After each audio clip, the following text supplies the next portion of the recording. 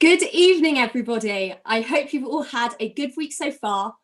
I'm sure by now lockdown must be taking its toll on all of us. So we're back once again to try and make everything just a little bit better. Welcome to JLGB Virtual.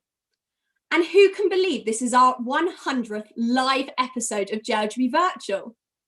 For 45 weeks now, since the first lockdown began, JLGB Virtual has been the place to be.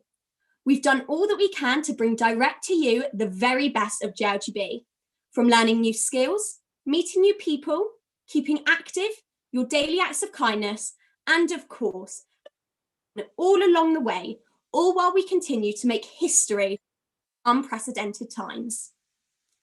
To mark our 100th live episode, we have two incredible guests, Hollywood legends and husband and wife duo, Jamie Lee Curtis and Christopher Guest. I can't quite believe it myself, but I can confirm they are here and we'll be talking to them in just a few minutes. Whether you're watching live right now or catching up in your time via @JLGBHQ on Facebook, Twitter, YouTube, Instagram, or via our website, jlgb.org/virtual, please take a moment right now to share this episode on whatever platform you're on, so we can reach out and share some positivity with as many children, young people, and families as possible all over the world. I'd also like to take a moment to thank our funding partners who have enabled JLGB to keep on going during this crisis. So, a massive thank you to the Genesis Philanthropy Group, GPG, the #IWill Fund, and the National Lottery Community Fund. To mark our 100th episode, we're also being streamed on the Jewish News, Jewish Chronicle, Board of Deputies, and JW3's Facebook page. So thank you so much to all of them and all those that are watching. But now, the moment that you've all been waiting for. Who could have believed that when we launched our virtual programme 318 days ago, we'd still be in lockdown just 10 months later? And that it would have been the background in which JLGB would mark its 125th anniversary. But as we look back now, 100 episodes later, not only have we been nominated for this year's Children and Young People Now Awards, but this was also the year that Prince Charles, the Prince of Wales, agreed to become our patron. And tonight, as we think about 125 years of JLGB, if not for the family of tonight's special guests, we wouldn't have even been here in the first place. But more on that soon. So tonight, all the way from Hollywood, we are joined by actor, author, and activist Jamie Lee Curtis and her husband, screenwriter, composer, musician, director, actor, and comedy legend Christopher Guest. Both really need no introduction at all, but they of course absolutely deserve one. So we're going to give them one in a true JLGB Virtual style. Jamie Lee Curtis is a BAFTA and Golden Globe winner who got her first big break in acting in 1978 when she won the role of Laurie Strode in Halloween and has undoubtedly earned the title of America's Queen of Scream, reprising her role in many of the Halloween franchise movies. You will know her from starring in countless hit films, comedies, and family favourites, such as Trading Places, True Lies, Freaky Friday, A Fish Called Wonder, and Knives Out. Her parents, of course, also Hollywood royalty, Tony Curtis and Janet Leigh. Jamie is also a children's author and activist with leadership roles with both the Children's Hospital Los Angeles and the Children Affected by AIDS Foundation. Christopher Guest is an American-British and best known for writing, composing, acting, and directing many comedy cult classics, including This Is Spinal Tap, Waiting for Guffman, A Mighty Wind, Best in Show, For Your Consideration, and most recently, the Netflix hilarious Mascots. Christopher received his dramatics arts training at New York City's High School of Arts and Music and at Bard College. He plays several instruments and was even a cast member of Saturday Night Live. But it is Christopher's connection to JLGB that many of you may not know, as he brings us a full circle as we mark 125 years of JLGB. Christopher inherited the formal title of the 5th Baron Lord Haden-Guest of Great Sailing in the county of Essex from his late father, a UN diplomat, in 1996. And he is actually the great-grandson of Colonel Albert E.W. Goldsmid MVO, the very man who founded the JLGB back in 1895. So we really do have a lot to thank him for. We're so privileged that both Jamie and Christopher have found the time to speak to us this evening, despite their very busy schedule. So without further ado, ladies and gentlemen, live all the way from the USA, please welcome tonight's incredibly special guests, Jamie Lee Curtis and Christopher Guest. Welcome, Jamie and Christopher. How are you both? Hello. Hello, everyone. That was can you hear us okay? Nod? Yeah. Yes? Okay, well, because we get, with all the muting, there's a lot of muting going on, and we just want to make sure we're unmuted. The only thing you got wrong in your introduction, which was lovely, is that I don't think we know where Hollywood is. I could give you directions to Hollywood, but we do not live in Hollywood. We are not in Hollywood right now. We are in our home in a mountain area in Los Angeles. So, okay. Yes, and I would say that in your lovely introduction, I co-wrote the film This Is Spinal Tap. I did not direct the film. Rob Reiner directed the film. But apart from that, very, very sorry. But how have you both? Please. How have you both been? We didn't hear that. All I heard was, how are you? How have you both been coping through the pandemic? Well, that implies we are coping, which may not be true. I think fits of rage and irresponsible behavior and not on our part. What? No, not on our part. On the no, part the of people that I've met that I haven't actually met because we're not meeting anyone. I think we're doing fairly well given this strange time.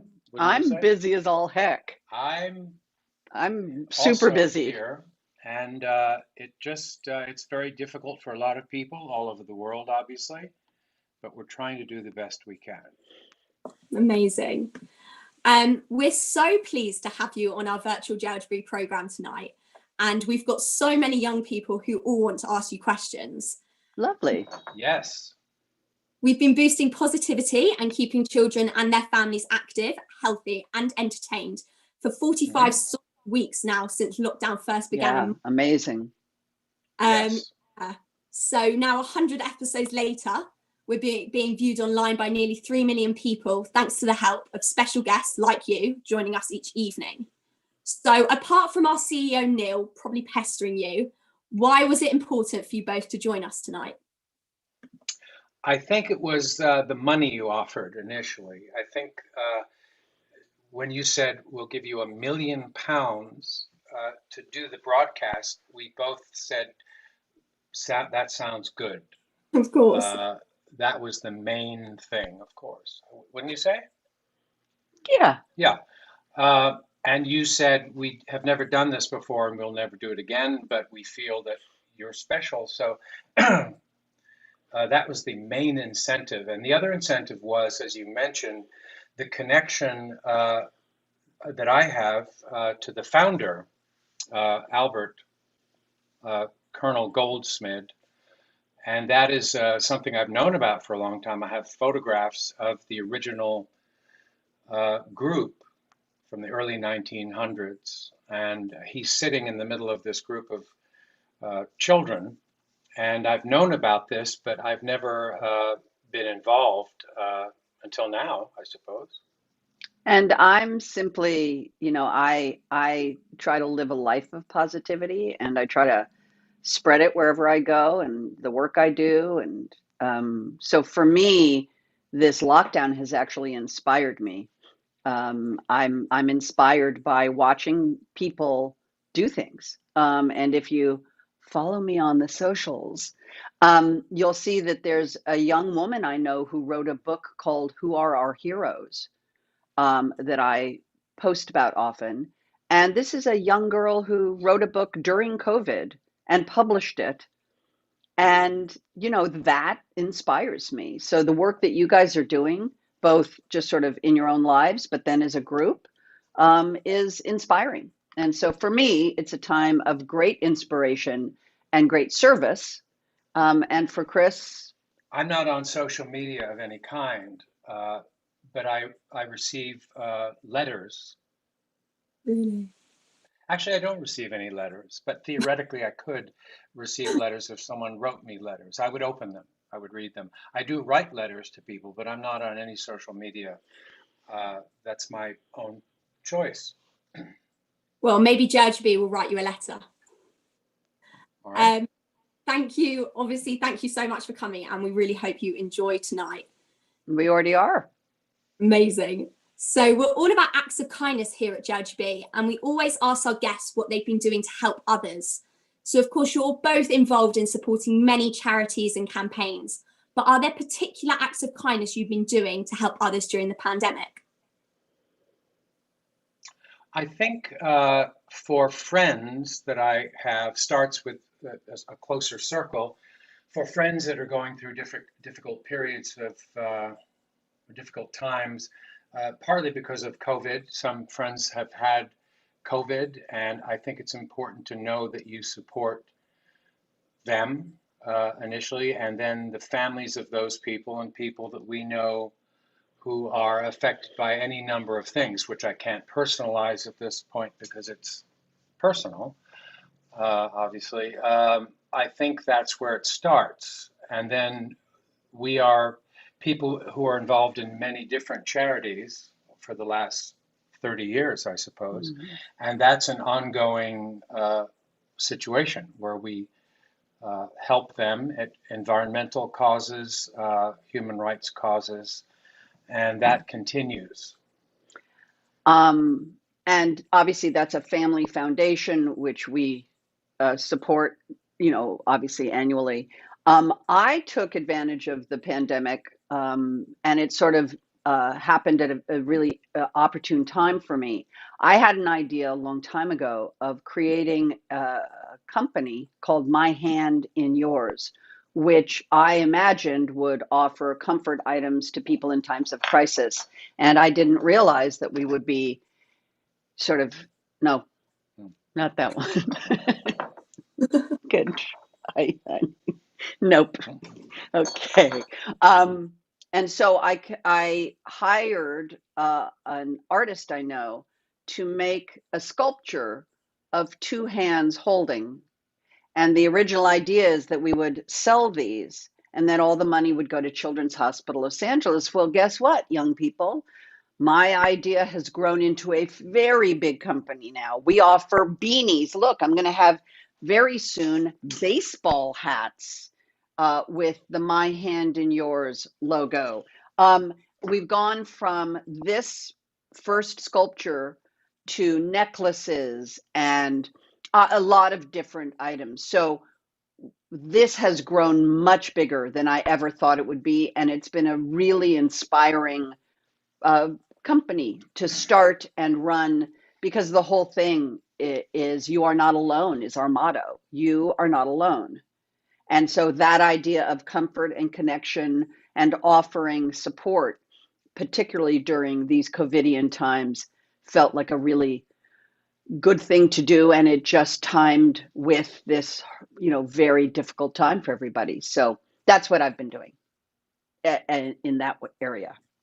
Both been doing loads, and that looks amazing. It's such an important message as well during times you can go to the myhandinyours.com website and you will see what we're offering, objects of comfort in times of crisis. And there is a quote on that page from someone who sent it to us years and years ago. He was a man, and I don't have the quote here in front of me, but he was a man who worked with us in our house up where we live in the mountains.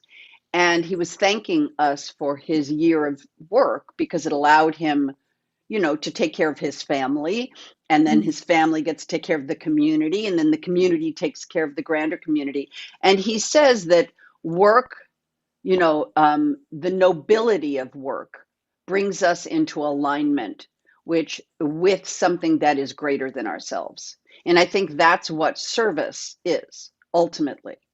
You're being of service, your acts of kindness, your positivity does bring you into alignment with something much bigger than you, which is this greater social good that you're doing. And so I use that quote on my website. It's actually on there because it moved me. And he works with the land. And so I just thought that was an important thing to add. His name, by the way, is Kelly Weston. I like to attribute quotes to the people who deserve them. Definitely. And I'm sure we can post that link in the chat for anybody that wants to go and support the amazing cause. We do ship to the UK. Amazing. By the way. Perfect. So Christopher, if you don't mind, let's go back to your family connection to JLGB, which many people are actually finding out for the first time tonight. So growing up, you were aware of your great-grandfather, Colonel Goldsmid, who we can see here, hopefully, many different things that he accomplished. And did you know that 125 years later, the organisation that he founded was still going strong? Yes, I did. Really? Yes, I knew that. I just didn't tell anybody.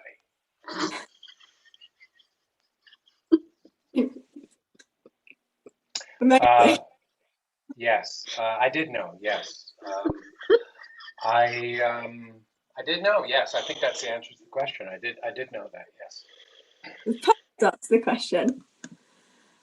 So I'm currently.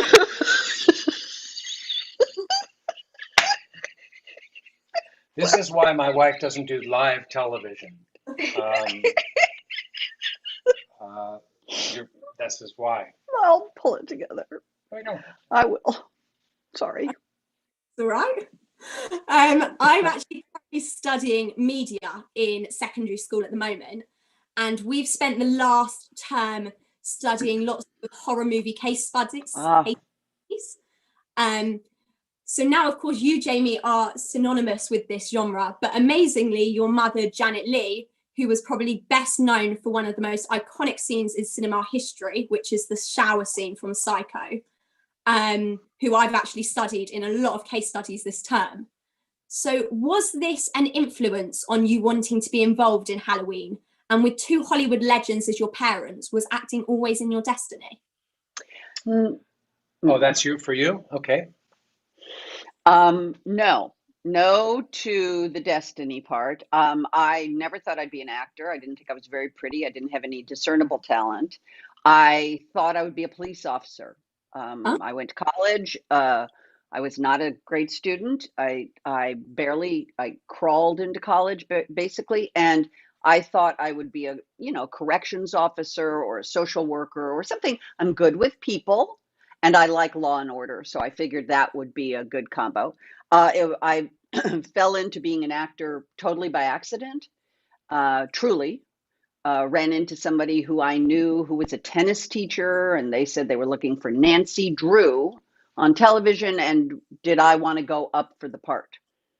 So I, blah, blah, blah. So I went up for the part. I didn't get the part, but then he said, you should stick around. And I ended up getting a part and quitting college and becoming an actor, which I never planned on doing ever. So obviously that was not in my mind growing up. And to be honest, I had been doing a comedy TV show before Halloween. And when the Halloween came available and they were casting the part, obviously I had been doing 2 lines on a comedy TV show. And so to see a script where Laurie's name was all the way through the script was really exciting to me. It meant I would have a chance to actually create something rather than 2 lines. And so because of that, I was excited. not because it was a horror movie at all. I don't like horror movies. I'm frightened of them. My husband will attest. What do I do when I'm watching anything? Seriously, and I mean anything. I'm like this. I close my ears. I don't like it. So it was just a happenstance, and obviously probably helped me win the role when it came down to two people. And the fact that my mother had been in Psycho, obviously, I think probably played a part. Amazing. Thank God you are an actor, because you're here today. So another question for you, Jamie. But is it true that you saw a picture of Christopher in Rolling Stones when you were promoting the movie This Is Spinal Tap and said to your friend, I'm going to marry that guy? So can you tell us the story? And Christopher, did you actually have a say in the matter? He just told me to tell the short version. So here's the short version. I was single. I saw his picture in Rolling Stone. I did say to my friend, that exact picture, the guy on the left, I said to my friend, ooh, I'm going to marry that guy. On the right. You made a mistake. You married the wrong person. I should call Michael and Annette and have a whole convo. You should. Okay. But no, wait a minute. Oh, no, I guess you were on the right. It's a dyslexia thing. I'll work it out. Anyway, I saw his picture. I thought he was cute. I said I was going to marry him. I'd never seen him before. She said he's with your agency. I called the agent. It's the short version, Chris. I can't help it. I called the agent. I left my telephone number. He didn't call me. 3 or 4 months went by. I ended up going into a restaurant. He was sitting two tables away facing me.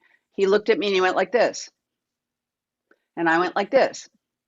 And then a minute later, he got up to leave and he went like this.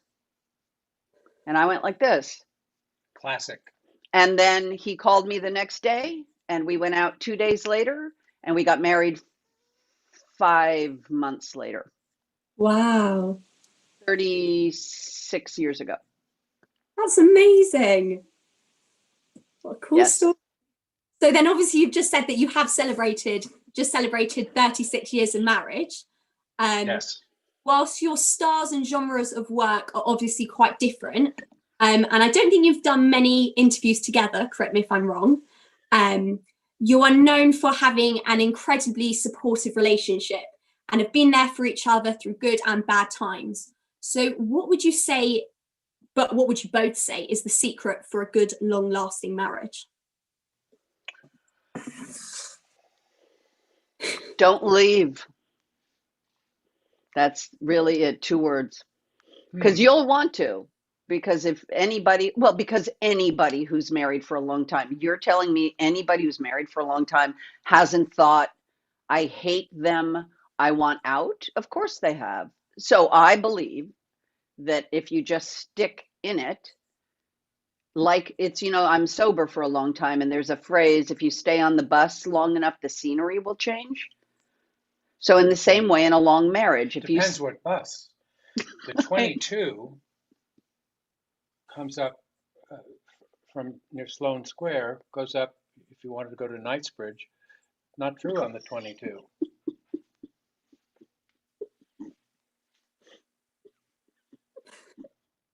And I would say that not everyone thinks I hate you. The thing is, in your mind, you have to think, I hate you. Don't continue the thought, because then you haven't gone over the edge with that. That's what I would say. Excuse me. I'll keep the advice for the future. But I'm going to stop speaking for a minute, and you can not my voice. We like you so much. If you stop speaking, then what happens? I think other people speak. That's all right. Exactly that. There are loads of young people that really want to ask questions this evening. So first up, we have Gaia from Leeds. Hi. So I'm huge fans of both of your work. So I have a couple of questions, if that's okay. Of course. So obviously coronavirus has affected the entertainment industry substantially with West End closures and movie release timelines delayed and halting a lot of TV production. So firstly, like, how do you see the future of the industry changing because of the pandemic, and has either of your own work been affected? Clearly, the movie industry or television industry has had to kind of recalibrate for sure. And what's interesting is that the arrival of the streaming services of the Netflix and the Hulus and the Voodoos and all the rest of them, what it's actually done is it's already sort of prepared us for this time. And movie theaters, the old idea of a movie theater is an old idea. It was the only place you could go, and now you can actually get your content from big screens in your home. So I think that whole conversation has been shifting. And so the fact that a lot of streaming is still available has been helpful. Obviously, a lot of shows have had to stop shooting or have been terribly delayed. I have not filmed. I did one day on Reno 911, and that crew had completely bubbled together in a hotel with no one else there, and I had to go through all of these hoops to jump through to be able to go and be a part of it. But mostly people still live at home, and so those shows have been really affected.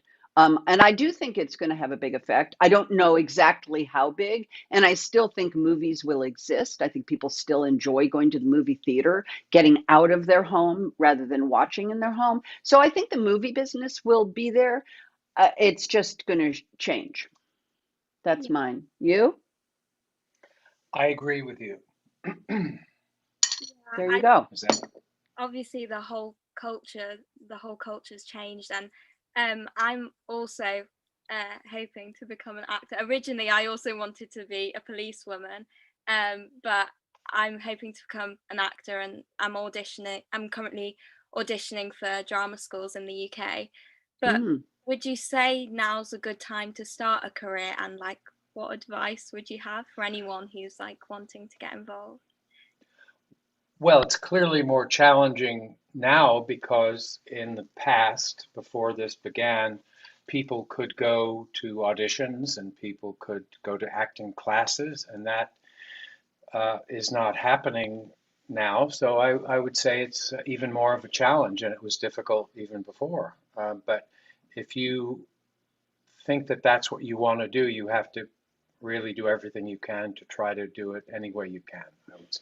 And I think that the opportunities are actually quite vast because of all of the streaming, there's a lot of production happening. And once the COVID restrictions diminish a little because of the vaccine being more widely available, I actually think there's a lot of work out there. And, certainly the cross-cultural aspects of film and television, we are seeing more and more now where, we as a family, I mean, my husband and I just finished Happy Valley, which we were obsessed with. I mean, I'm obsessed with Sarah Lancashire, like a crazy person obsessed, because that was extraordinary storytelling.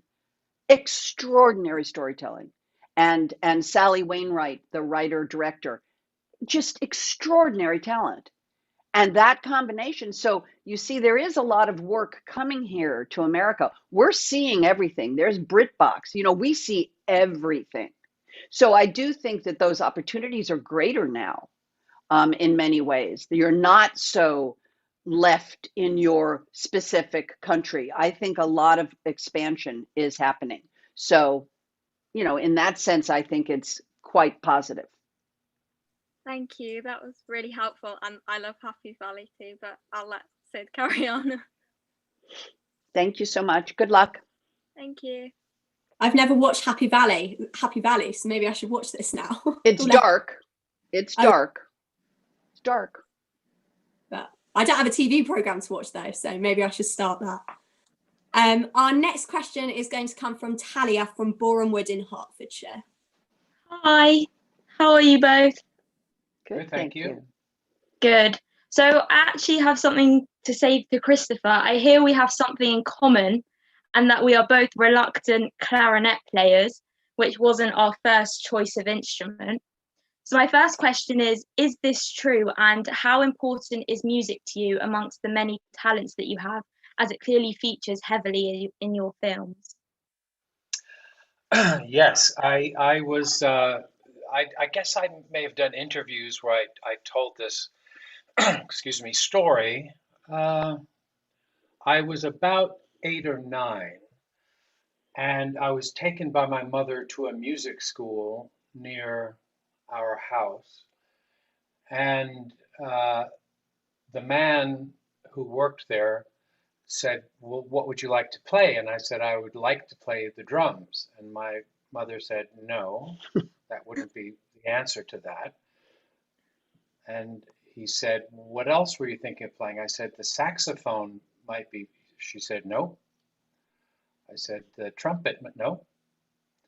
And my mother said, what do you have left? He said, the clarinet. And my entire body melted into the floor. It was not what I had envisioned. I ended up studying the clarinet, going to the High School of Music and Art, which was a classical training that ultimately funneled into orchestras.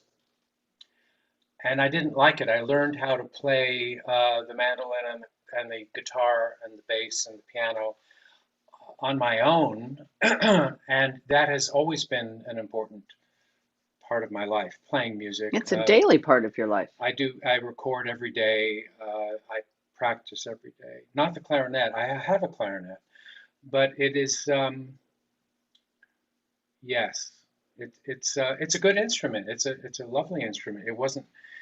It's difficult to be given an instrument to play that you're not drawn to initially. So for parents out there, you want to bring the child to the music school, but then not say, have another pick instead of the one that you like. Yeah, definitely. I know it took me a bit of convincing to try and play the clarinet, and then I did give up kind of quickly because I just wasn't really enjoying it, but it is what it is. And so many comedians say that music and rhythm are crucial skill sets in comedy timing and improvisation. Is this something that you specifically look for when casting actors for your films? There is a connection, and many of the actors that I've worked with are also wonderful musicians. And because many of the films I do are improvised films, there's an outline instead of a script that has written dialogue, and there's no rehearsal.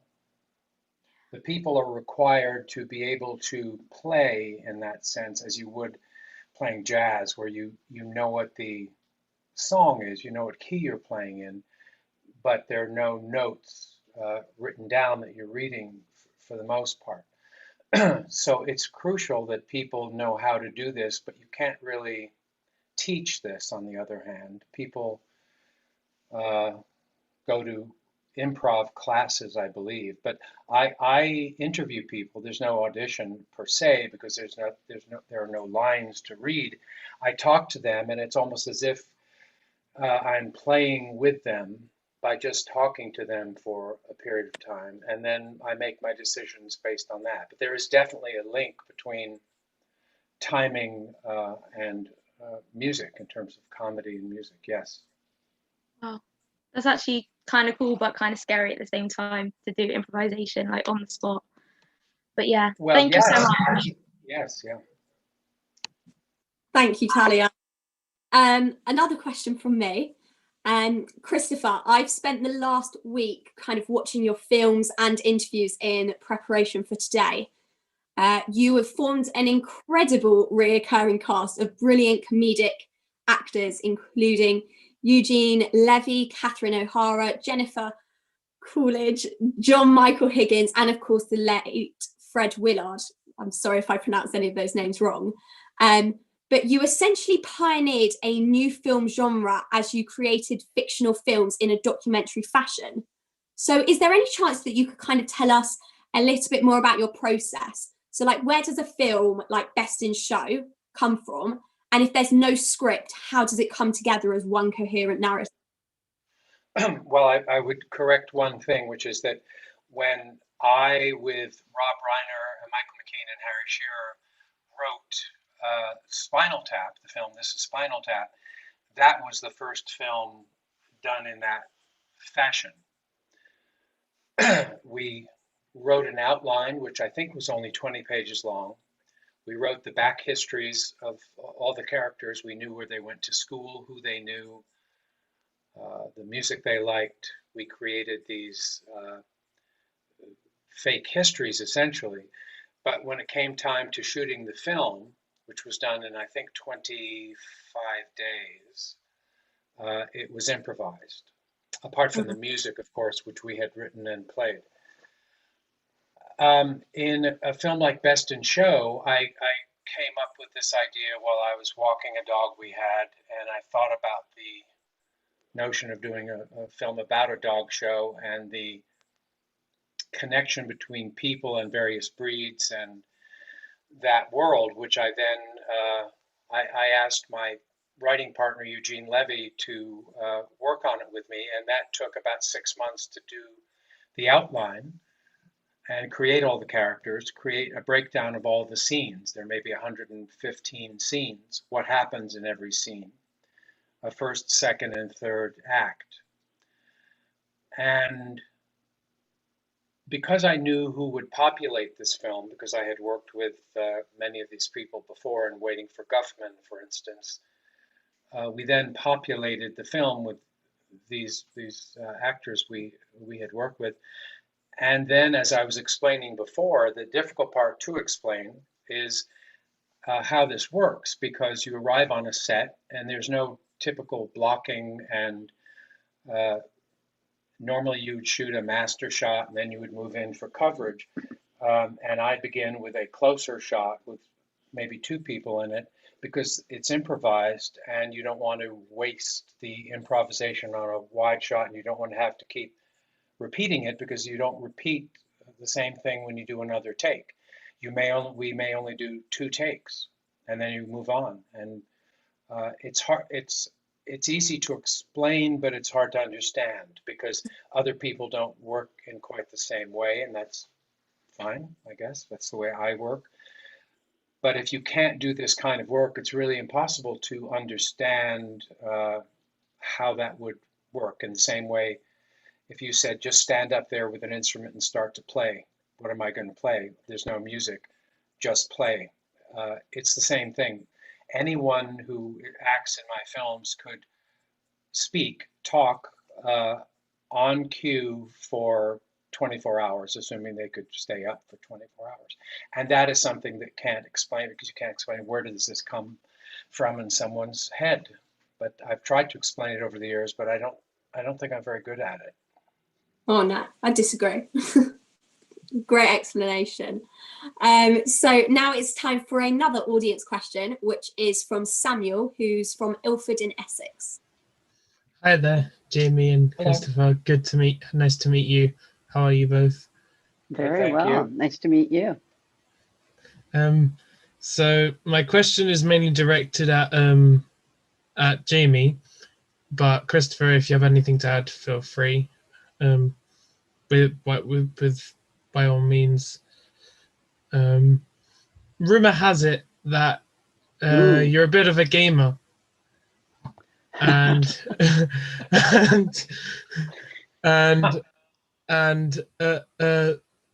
it seems that you went to the premiere of the film Warcraft.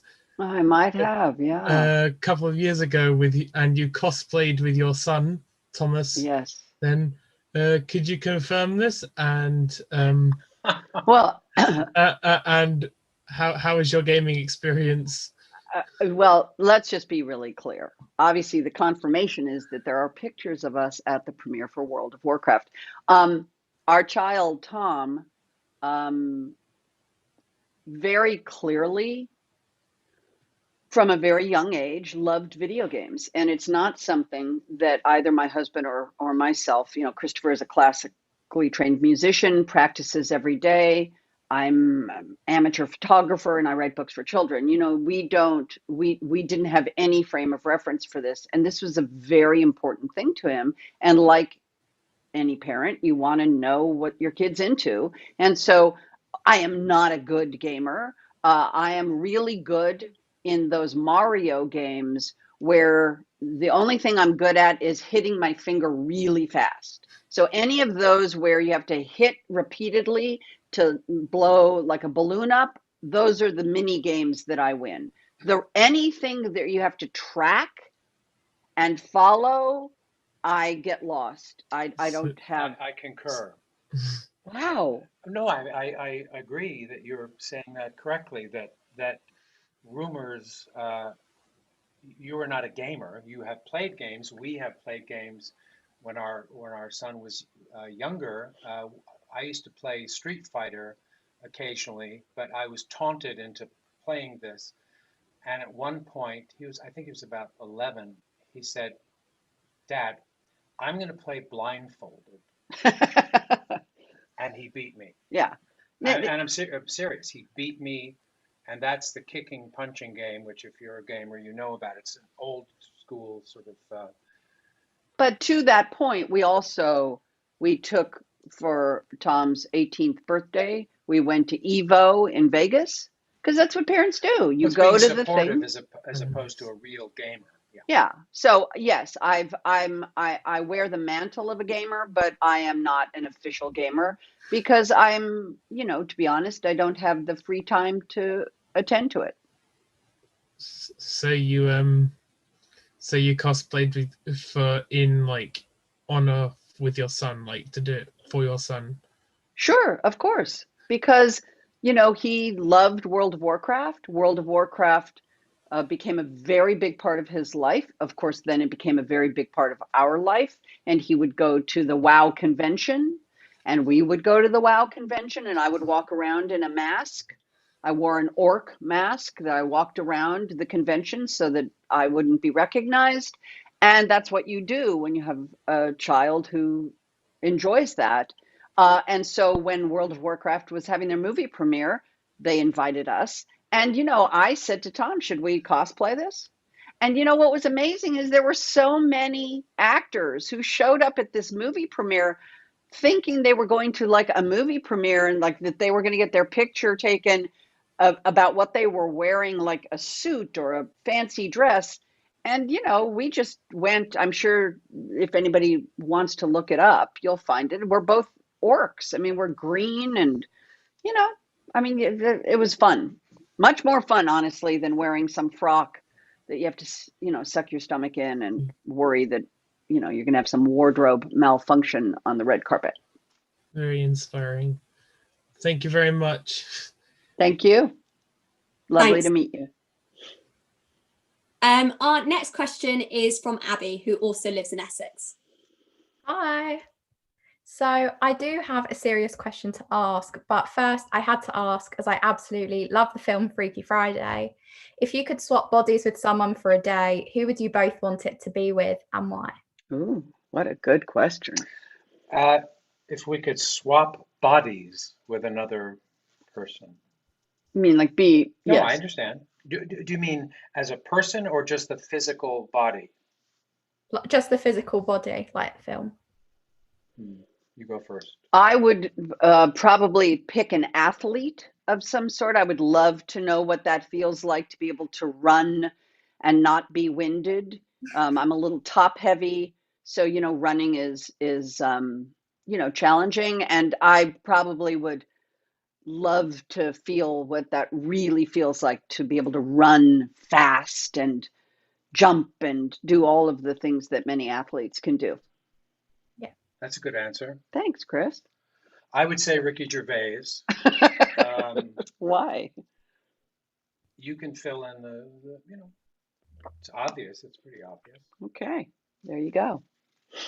Thank you. So this week is Children's Mental Health Week, and with schools closed and not knowing if we'll have holidays or our own JLGB summer camp in August again, it's had a serious toll on many people's mental health. So Jamie, can you tell us about your podcast, Letters from Camp, how it came? Yes. and why it was so important for those who also missed out on their summer camp. Yes, yes. Yes and yes, I agree with you. It's a challenging time, but particularly for young people, it's a very challenging time. My goddaughter is now 26 years old, but when she was 12, she wrote me a letter from camp that she never mailed. And about 2 years ago, her mother found it in her apartment, in her room, and sent it to me. And I opened it, and it said, literally, "Dear Godmother Jamie, I've made a big mistake. I did something with a group of kids that we weren't supposed to do, and I got in trouble, and I've let everybody down, and I feel really bad. I wish you were here, and I wish you would tell me that it's going to get better." And I got this letter. It was written in a 12-year-old's handwriting, and I called her. She lives here in Los Angeles. And I said, I got your letter. And I said, this is a TV show. And originally we thought it would be a TV show, but it ended up being a podcast on Audible, that if you have Audible in the UK, you can actually, if you have any credits on Audible, you can listen to it. It's called Letters from Camp. And it's the story of an 11-year-old girl who goes to her sleepaway camp where her mother was the most famous woman to have ever gone to the camp. And it stars myself, Edie Patterson, Kirby Howell-Baptiste, Jake Gyllenhaal, and it is voiced by Sunny Sandler, who's an 11-year-old girl here in Los Angeles. And it's a wonderful, very funny look back, a little nostalgia. It's set in 2005, before social media, before everybody being on their phones. And I'm really happy with it. And we are going to do a second season. And so we're hoping, again, taking advantage of the COVID of it all, that those young people will enjoy something that will remind them of what summer camp was like. Definitely will. Thank you. Thank you. Thank you so much. Thanks, Abby. Next question is from Greg from Glasgow in Scotland. Oh. Hi both, good evening. It's a pleasure to speak to you both. Thank you.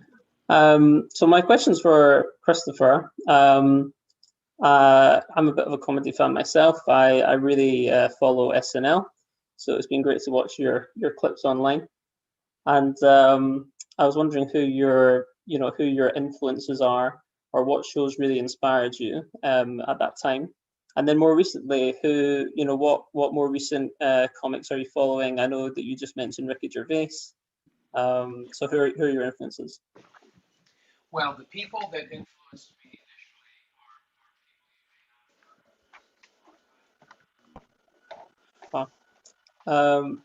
Sorry, we can't actually hear you. Oh, it must be because I took my earphone over there. Here, hold on. Okay. Sorry, it's probably my fault. No, hold on. Yeah, we can hear you now. Okay, I'll leave it here. I'll do this. Are you hearing me now? Yes, loud and clear. Yes. Initially, it was, these are all people long dead, but there was a group called Beyond the Fringe. It was really the first of a new kind of comedy that began in the early 60s with Jonathan Miller and Alan Bennett, and Peter Cook and Dudley Moore. And then probably 6 or 8 years later, there was Python. Peter Sellers was a big influence, and even a lot of silent comedians. Later, I started working when I was quite young, probably 19 or so, doing my own comedy that I had written. And I think there are many gifted people working today out in the world. Ricky Gervais is a good friend, and we talk about collaborating a lot, but we mostly laugh when we get together. Great, thank you very much. Sure. Thanks, Greg. Next question is from Maya from Liverpool. Hi, it's so lovely to meet you. My question is for Jamie. I was just wondering if it's true that when your children were babies, you actually invented your own nappy or diaper, I guess you call them in America, and what made you do that? You're very sweet. I did. Necessity, you know. There was a moment where we were in our house in the mountains, and there was a big long counter in our kitchen, and I was changing her nappy on one end, and it was unpleasant and multitasking, as you can imagine. And I realized that the wipes were at the other end of this long counter. And, you know, I had obviously taken off her clothes and she was lying on this counter. And I did that mental math of how quickly could I go grab them and get back to her so that she wouldn't fall off this thing. And it would have been a, you know, second to reach for it. And I did. And while I was doing that, I thought, wow, I wish they made diapers that had pre-moistened wipes built into them. And it popped into my head that quickly, diaper and wipe, diapers and wipers in one. And I built a prototype and I applied for a patent, which I was granted. And then I changed it a little bit and I applied a second time and got a second patent. And I've never produced them, but I do have the patents for them.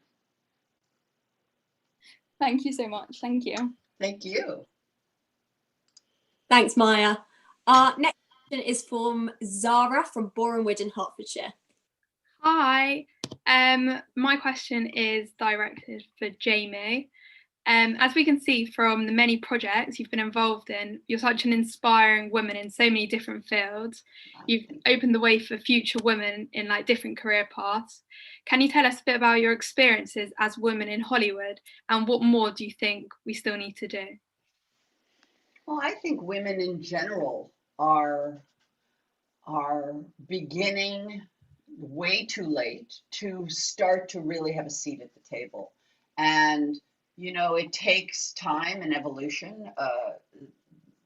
A lot of history has been very male dominated. I'm involved with a women's political group called Fund Her, which is looking for gender parity, particularly in the California state legislature. Obviously, we have a female vice president here in America. That's a big deal. Obviously, I read today that at the I believe in the Golden Globe nominations that 3 of the movies were directed by women. Now, you know, years ago, that was just not even a conversation. So it's a process. It's a process that needs some pushing. It's not going to happen without pushing. But I also am someone who has a very strong work ethic. I was raised well. My mother had a good work ethic. And I really believe in you're the first person there. You're the last to leave. You ask what you can do to help.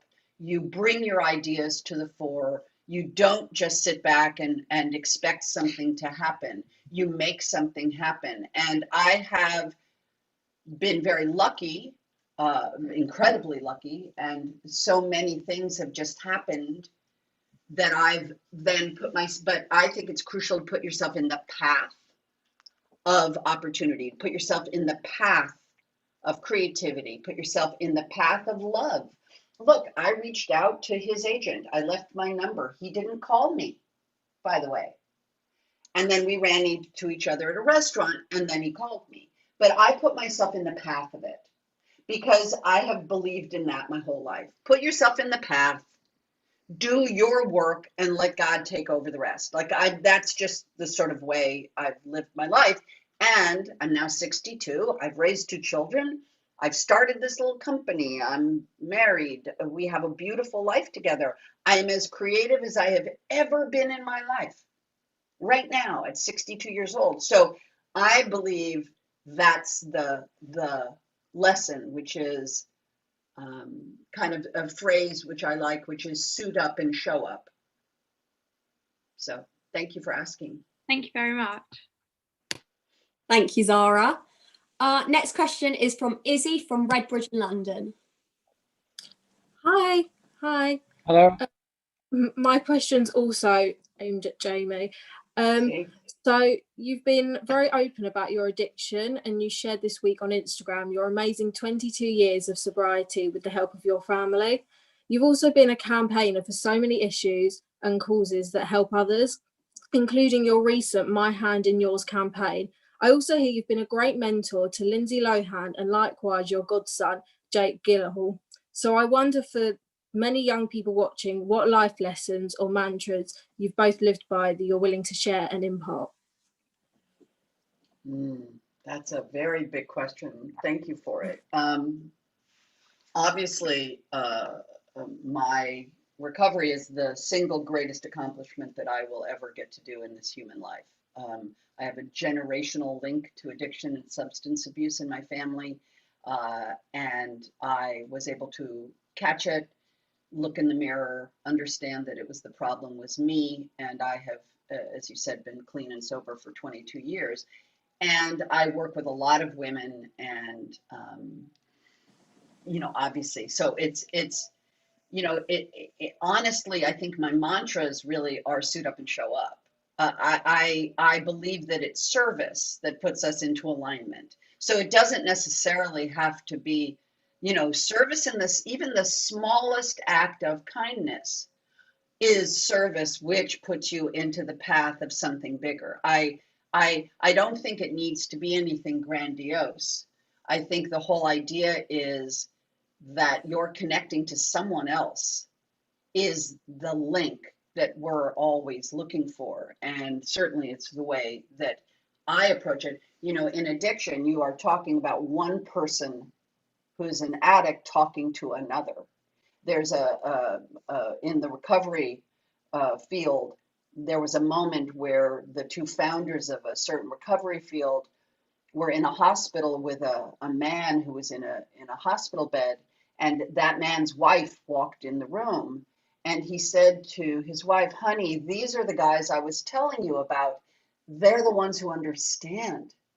And you see, that's what we go for, is experience, strength, and hope. I want you to understand me, and you and me to understand you, and that's sacred. So I do think that simple acts of kindness and generosity are the really foundational stepping stones to transforming your life. And you? Keep them laughing. Thank you. Thank you very much. Thanks, Lizzie. Our next question is from Emma Solomons from Cardiff. Hi. Hello. It's really lovely to meet both of you. So Christopher, we've seen your ventriloquism in your movies. So where does that skill come from? And I heard you actually used to get other kids in trouble in class by using this talent to make strange sounds. What an interesting question. Well, strangely enough, I had done a film called Best in Show, and in the film, my character, there's a scene where he's practicing his ventriloquism, and after I had finished that film, I found diaries from my great-great-great-great-grandfather, Lionel, which indicated that he was studying ventriloquism in 1802. And I got this shiver because I thought, this is strange, because in the description of him that he writes, it was very similar to my young life, where I would imitate sounds. And I don't know how to do ventriloquism, although in the film I'm doing it, but I didn't even practice that. I just did that. We shot it, action, and I did that with this figure. I have always been interested in that idea. Great ventriloquists, such as Nina Conti, are brilliant actors and ventriloquists who are truly skilled at that. I have some ability to do some version of that, but it's not proper ventriloquism. But I am interested in the idea of that, and it goes back a long way. It's a peculiar psychological idea that someone wants to have a puppet on their lap that is saying things that they can't say, and then they can blame the puppet. It's an old idea, and an interesting one, I think. And yes, I used to do sounds when I was in school, and people thought it was coming from somewhere else. I guess I was bored, perhaps, maybe. Thank you so much. Thank you. Thank you. Thanks, Emma. Next question is from Guy from Birmingham. Hi. Hello. I just want to say thank you very much, both of you, for being here. And also that Knives Out, Jamie, is one of like my favorite movies ever. So wonderful, isn't it? It's fantastic. I could gush about it like all night. But I'm not actually here to promote Knives Out. I'm here to ask a question. So I feel like I should probably do that. So Jamie, you've been politically engaged, you've been very politically engaged, both on social media and like as a vocal critic, especially in the last 4 years of the now previous president. So do you think that social media is both a force for good and evil in society? Wow. Well, I need to say two things. One, I was raised by my mother, Janet Lee, and for a long time, my mother was very political. She was a big supporter of the Kennedy family. She performed with Tony Curtis at the Kennedy inaugural that was snowed in. So she was very hooked in with that and really campaigned quite a bit for them. Obviously was devastated when both of them were killed, and even was offered an ambassadorship to Finland under the Johnson administration, which is interesting, which most people don't know. She did not take the position because she was recently married and she had these 2 young daughters. And then she became a Republican, which was really difficult because she married a businessman and she changed her political views. So I was not raised with a lot of politics in my house, except very conservative politics. And it really just sort of began for me when Hillary Clinton was running. And, you know, I just very quickly joined her campaign and felt like it was important to sort of say what you mean and mean what you say and try not to say it mean and really be a voice for that, which I was happy to do and did the same thing, as you said, for the current president now. You know, social media is very dangerous, young people. And I know you may all look at me like I'm some old lady saying that, but I am telling you, it's a very dangerous world out there because you are not seeing reality. If you are seeing reality, then I think social media can connect us. But unfortunately, I think there is a lot of artifice, there's a lot of fraud, there are charlatans, there are people taking advantage of young people. And unfortunately, technology is allowing people to shift the reality of their lives and make a fake presentation, which is basically lying, which is basically designed to make someone else feel bad. Because look at me and how beautiful I am and my life. And it is designed to make you feel less than and designed to make you then want that item, you know, outfit, clothes, whatever, or even facial altering and all of it. So honestly, I think it's an incredibly dangerous time. And yet I think social media can bring about tremendous good. And I think about people like Greta Thunberg, who has changed the world. And I don't think that would have happened without social media. So I think they're great examples here of young people doing profound transformational change globally. And I think it's a poison. It's an absolute poison for many, many, many young people who are vulnerable, who are still starting to create their own minds and their ideas. And if they get confronted over and over and over again with these images of fakery, it cannot make you feel anything except bad. And I urge you to try to fight it. And I will continue to voice that support for that artifice, which I think is really a terrible, terrible terrible part of it. And it's just a byproduct of social media. And are you optimistic that President Joe Biden and Vice President Kamala Harris will be able to bring many voices and sides together?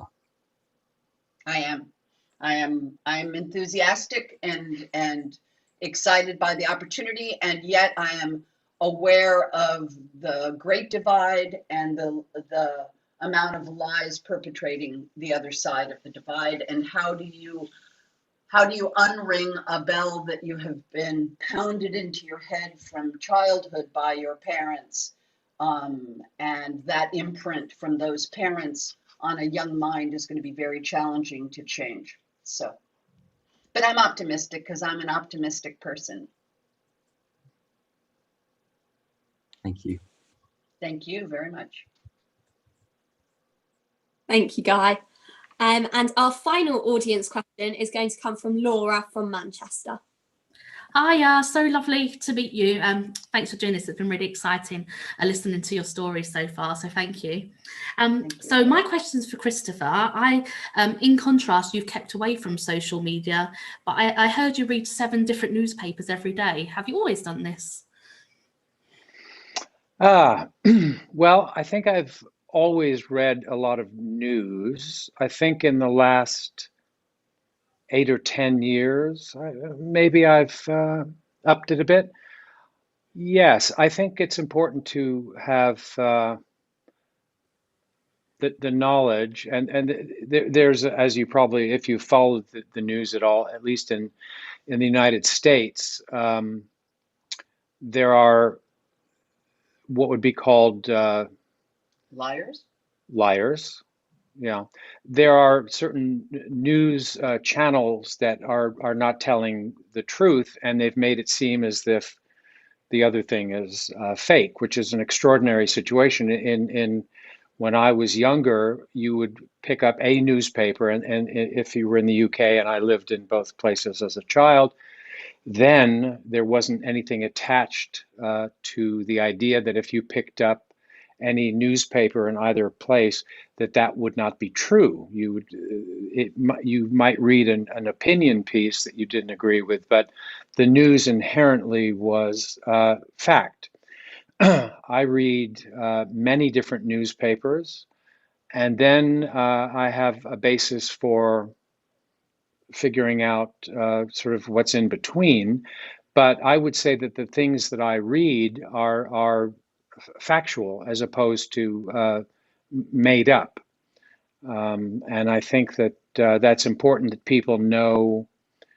I was listening to an interview with a teacher in the States the other day, and he said, my students don't know anything about what's going on. They don't read any newspaper.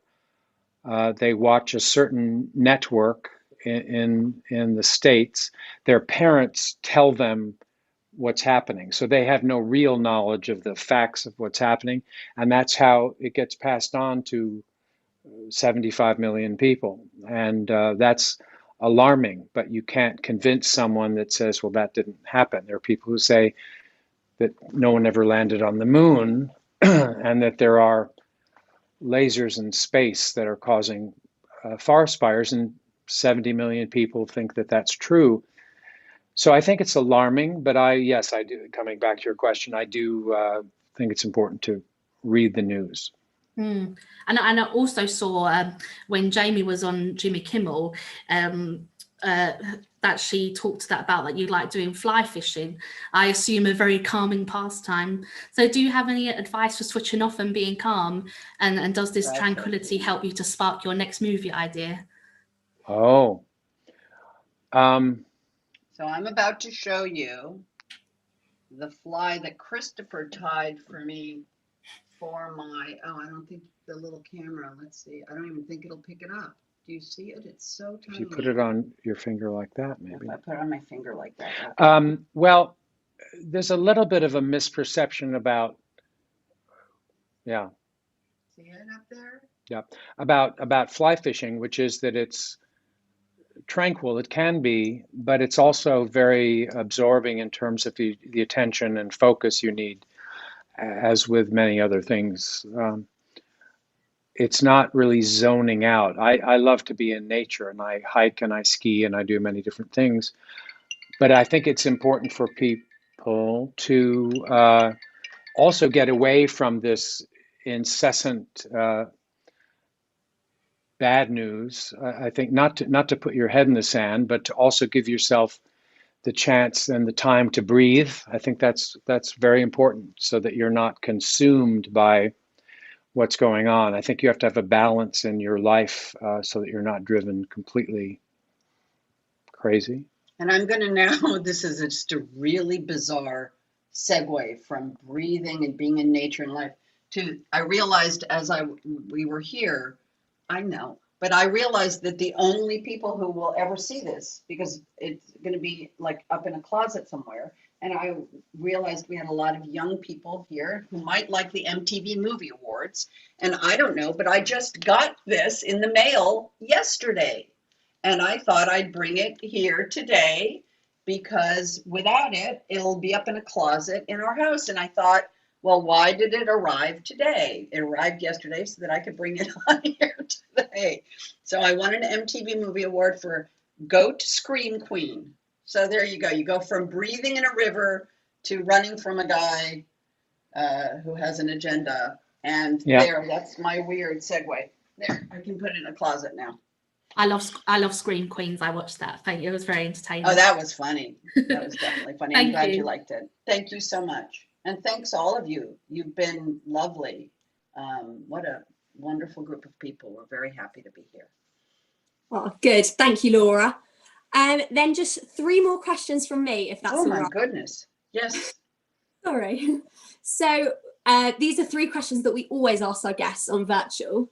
So what's next for you guys? Are there roles that you still like to play? And is there anything in the pipeline that you can maybe tell us about? I mean, I know, Jamie, that we still have the next 2 parts of Halloween to look forward to. And Christopher, when might we see your next film project? I'm taking some time off for the next 25 years, just to relax a little bit. Nice. So the answer to that is, you don't, as they say, don't hold your breath, is what they say. I'm doing different things, but they may not be things that are seen by the public. Let's put it that way. And I am doing the opposite. I'm just continuing to do my work, which I love.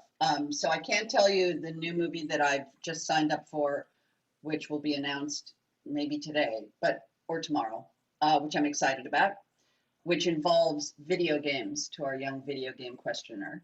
And I'm going to do another couple Halloween movies, and I have a bunch of other projects that I'm looking forward to doing. I am in a creative fire, and I'm loving it. I'm having such a good time. I'm having the best life right now. So I'm really having a great time.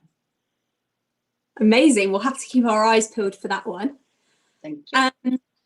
But these are all still unprecedented times, and the physical, mental health, economic and environmental impacts may affect us all for some time to come. But do you have hope for the future? And what positives do you see coming out of these strange times that we live in?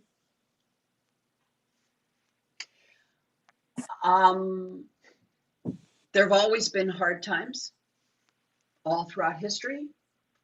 And what I'm excited by is the way that people respond to them. But we talked about it at the beginning of our talk. I love to watch how people have reinvented themselves, have reinvented the way that they can be of service in their communities.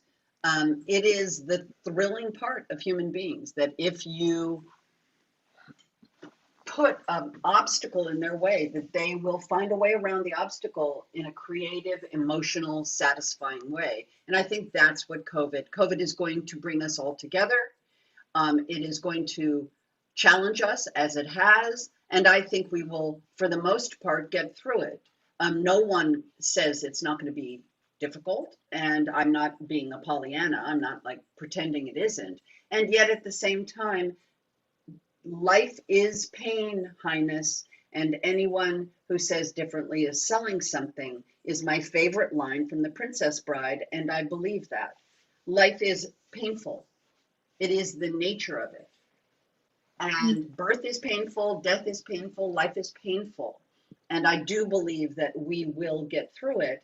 And I think your examples of generosity, kindness, humanitarianism, neighbor to neighbor, community to community, person to person, social media, virtually, in person, that kind of activity, I think, can only make the world better. Thank you. Thank you. So finally, the big question. We always ask our guests to nominate and ask another celebrity to be a future guest on our programme and help entertain all of the children and young people stuck at home. So if you've enjoyed tonight's experience, and I very much hope you have, is there anybody that you might be able to ask to join us? Perhaps Eugene Levy or Ricky Gervais, Christopher, or maybe your godson, a Jake Lionel, Jamie, or, you know, just throwing it out there, you know, go big, go home, maybe even John Cleese or Arnold Schwarzenegger? Well, you know, yes, I think all of those suggestions are good. But, you know, that begs the question that we really ask of them things. You know, we're friends with these people, but I don't, you know, it's not necessarily that we, do you know what I mean? Like, we don't call up Ricky and go, hey, Ricky, there's this great group of young people. We would love it if you would, you know what I mean? Like, you guys have to make the ask. Here's how it'll work. If we're going to put it back on you, see, we are Missy Elliott-ing right here. We are flipping it and reversing it back to you. So rather than us answer who our dream person is, you guys decide. You guys then reach out to us and say, our dream person is blank, and here is a letter for blank.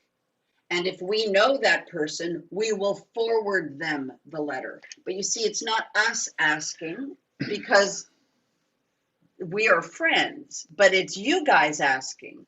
A friend didn't ask us to come here today. You asked us. So my point of view would be, you guys flip it and reverse it. You bring it to us and we'll send it on to these people that we know, a way to reach them. And if they respond, great. And if they don't, then you will find somebody else. But it takes it off of us to deliver them. And I think it puts it much more in your court. I agree. There it is. Big answer flipped. Interesting. I like it. Sounds like a good plan. Good. So, wow, Jamie and Christopher, we cannot thank you enough for joining us this evening and for entertaining and inspiring us all. And for most importantly, taking the time to answer all of our questions. We've loved hearing about your amazing careers, your thoughtful life advice for us all, and of course, reuniting you with your JLGB family heritage. So, behalf of all the children, young people and families watching, thank you once again. We will wish you a massive happy birthday for tomorrow, Christopher. Thank you. Good luck with all that comes next. Please stay safe, take care, and we really hope to see you again soon. God bless Thank you very all. much. Take care. Thank you. Bye. Bye. Bye. So fun. So that's it, folks. Thank you so much for joining us for this very special 100th episode of JLGB Virtual. Whether you've been watching live or catching up in your own time via @JLGBHQ on Facebook, Twitter, YouTube, Instagram, or via our website at jlgb.org/virtual, please take a moment right now to like, subscribe, and share this episode on whatever platform you're on so we can reach out, share some positivity with as many children, young people, and families as possible all over the world. And if you're able to, why not consider making a donation at www.jlgb.org/donate. We'll be back next Thursday with another great guest on JLGB Virtual, with grateful thanks and support from the Genesis Philanthropy Group, GPG, the #IWill Fund, and the National Lottery Community Fund. Until then, stay safe, have a great week, and good night, everybody.